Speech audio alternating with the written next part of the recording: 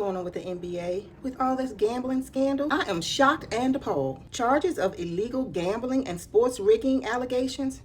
I tell you, with some people, no matter how much money you have or how many opportunities you are given, it just seems like it is never enough. Looks like once a scammer, always a scammer. And that's just a shame and a scandal. So let's break this all down because there are two separate claims. The first one involves a head coach. Yes, a head coach, y'all. If you've ever played organized sports, you hold your head coach in the highest regard, almost like a father figure. You expect them to look out for your best interests. Not this head coach, not right here. Why is the head coach of the Portland Trail Blazers being accused of allegedly cheating people out of millions of dollars by running an illegal poker game that's rigged to cheat and steal players' money, cheating people out of allegedly millions of dollars? Here's how it worked. Chauncey Billups and whoever else he was working with would get a big-time gambler known for betting big money and most likely had a gambling problem. They called this person the Fish.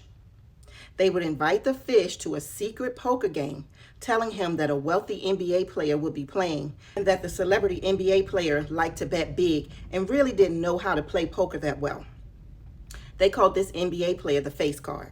Of course, the Fish would be excited about playing in a game with a celebrity, especially if he was a bad poker player and was planning on betting a lot of money. So only the Fish didn't know what was going on. So you got the Fish and the face card. The rest of the people at the table were probably in on it too, so only the Fish didn't know what was going on. They used poker tables with cameras underneath them so that when your cards were face down, the camera could read what you had. They also had people at the table wearing special glasses or contact lenses that could read the marked cards from across the table. Oh no, that wasn't enough. They used special automatic card shuffling machines that they hacked into to cheat the Fish and deal him a hand that he was sure to lose with. Now, the automatic shuffling machines are on the up and up because casinos use them to notify the dealer if a card is missing from the deck and to put the decks back into order at the end of the night for the dealer. However, Chauncey Billups and his crew somehow hacked the machines to predict who would receive a winning hand, and I guess guaranteed that the Fish would lose. Now, you probably say, why didn't the Fish just quit?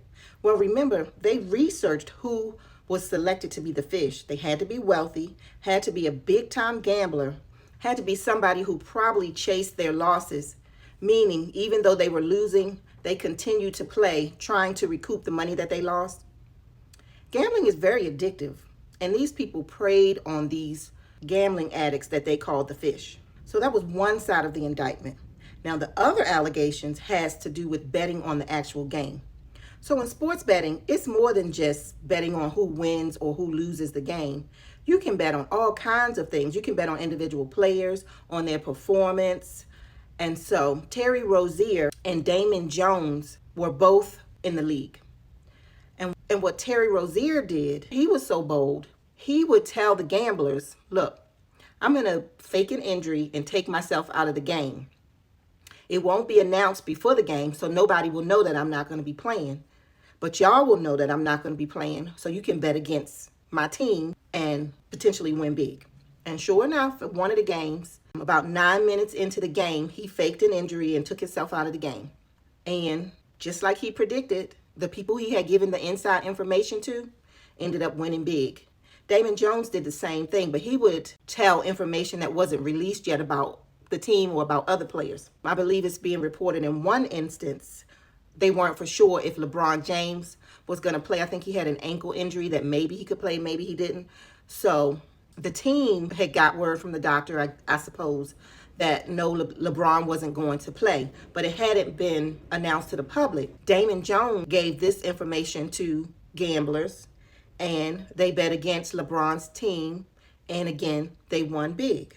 Both of them have been indicted for a separate incident from the illegal poker games. When I tell you Cat Williams was right when he said everything was going to be exposed, Dr. Cat Williams, if you hadn't heard, he recently received an honorary doctorate degree. So I believe there's been 34 arrests so far in this case, or in these cases. And yeah, you know, if it's going on in the NBA, it's probably going on in other sports too, especially the NFL, because some of their games are real questionable.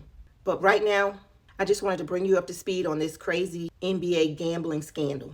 But I will definitely keep you posted on the outcome of all of this. But it's crazy. I tell you, greed is just at an all-time high, and it's sad. And gambling is so addictive, y'all. Just stay away from it. All these sports betting apps that's on your phone, I'm telling you, don't do it. Gambling is very addictive, and these people are trying to separate you from your hard-earned money. Do not let them. Do not let them.